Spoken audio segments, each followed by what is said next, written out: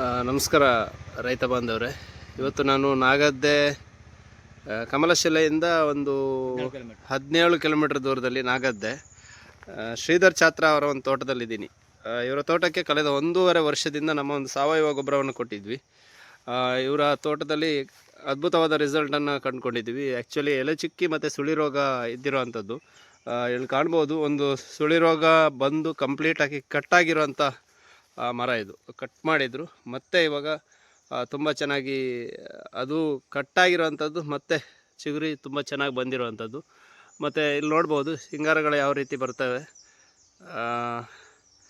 ಅಡಿಕೆ ಇವಾಗ already last ಕೊಲಕ್ಕೆ ಅಡಿಕೆ ಅಂತ ಹೇಳ್ತೀವಿ, ಅದು ಅಡಿಕೆ ಕೂಡ ಇಲ್ಲಿದೆ.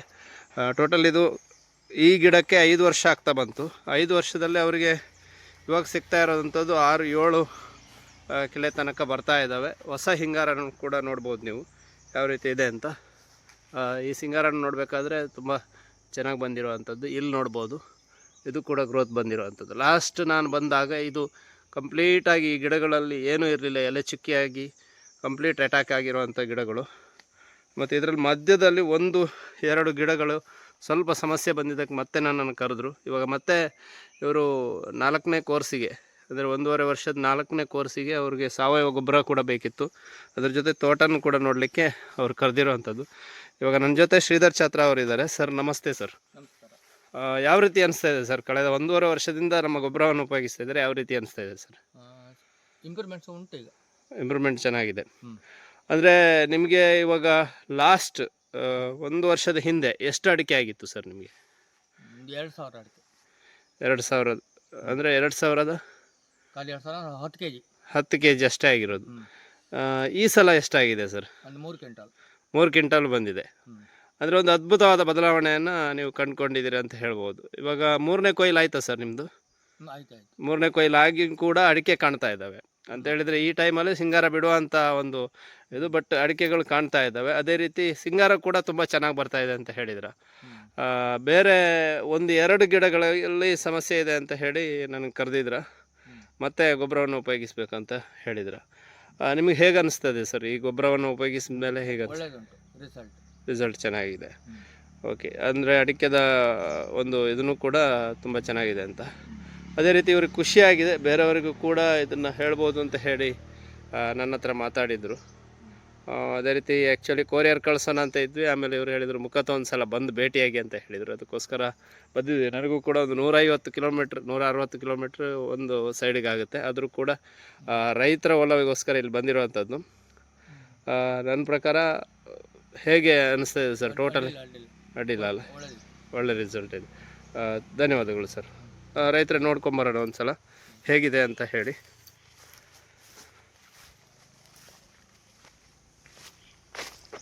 ಇದು ಇವಾಗ 3ನೇ ಕೊಯ್ಲು ಆಗಿದೆ ಇವ್ರದ್ದು.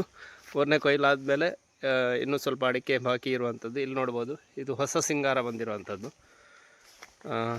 ಇಲ್ಲೊಂದು ಅಡಿಕೆ ಮರ ನೋಡ್ಬೋದು ನೀವು. ಇದು ಕೂಡ 1, 2, 3, 4, 5ರಿಂದ 6 ಇದು ಬಂದಿರೋವಂಥದ್ದು. ಅಂದರೆ ಕಂಟಿನ್ಯೂ ಆಗಿ ಉಪಯೋಗಿಸಿದರೆ ಅಟ್ಲೀಸ್ಟ್ ಒಂದು 6 ತಿಂಗಳಿಗೋಸ್ಕರ 6 ತಿಂಗಳಿಗೆ ಒಂದು ಸಲ ಆದರೂ, ಫಸ್ಟ್ ಸಲ ಹಾಕುವಾಗ 3 ಸಲ ಹಾಕಿ, ನೆಕ್ಸ್ಟ್ 6 ತಿಂಗಳಿಗೆ ಒಂದು ಸಲ ಆದರೂ ಒಂದು ಕೋರ್ಸನ್ನು ಕೊಡ್ತಾ ಹೋದರೆ ಒಂದು ಒಳ್ಳೆ ರಿಸಲ್ಟ್ ಬರುತ್ತೆ ಅಂತ ಹೇಳಲಿಕ್ಕೆ ಇಷ್ಟಪಡ್ತೀನಿ.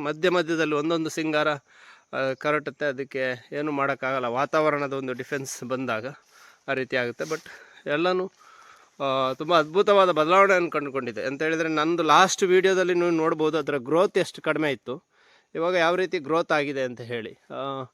ಅದೇ ರೀತಿ ಅದರ ಗರಿಗಳು ಕೂಡ ಉದ್ದ ಅಗಲ ಬರುವಂಥದ್ದು.